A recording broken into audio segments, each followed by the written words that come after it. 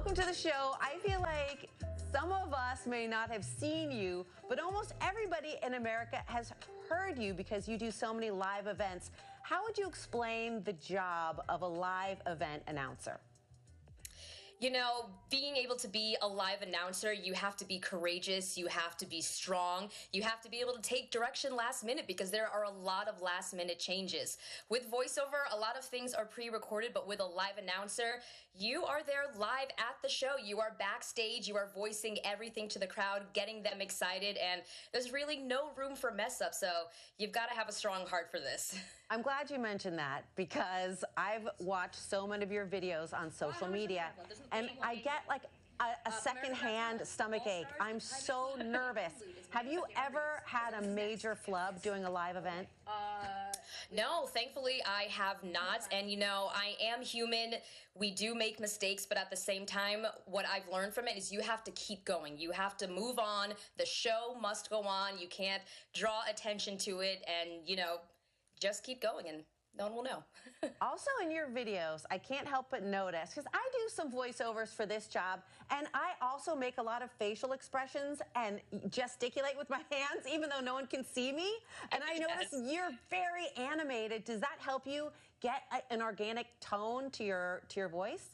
It absolutely does. You know, just as a public speaker or a singer, using my hands help me with my pacing, with my timing, with inflections and tones of my voice. So, of course, voiceover artists, we're not on camera, so backstage we are doing all sorts of different things, but in the end, the result sounds amazing and perfect, so it really helps. Do you have a complicated warm-up routine for your voice? Surprisingly, I don't. For me, genuinely just taking care of your health and exercising and eating the right foods and, you know, just taking care of yourself, your voice will take care of you. So for someone like me, I love to talk a lot, and so my voice is kind of warmed up already, but I do watch what I eat, no dairy, the day I have to record something, drinking lots of tea and water, and just getting ready to record. You're going to love the bone-dry air out here in Phoenix. Of course, you're going to be here to announce the entertainment at NASCAR Xfinity. You were here last year. How was the vibe for you of NASCAR? Are you a NASCAR person?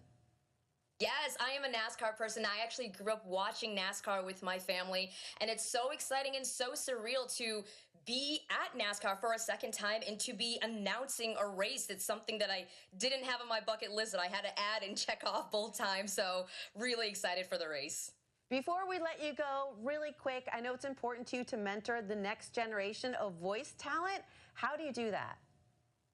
So on my social media, I like to create videos where it's live announcer duets, where people can try their hand at being a live announcer and reading scripts on screen and saying it all in a short amount of time. But also the advice that I give to people is to take voiceover classes. If this is something that you're interested in, educating yourself and training yourself in the craft, in the industry is the first step.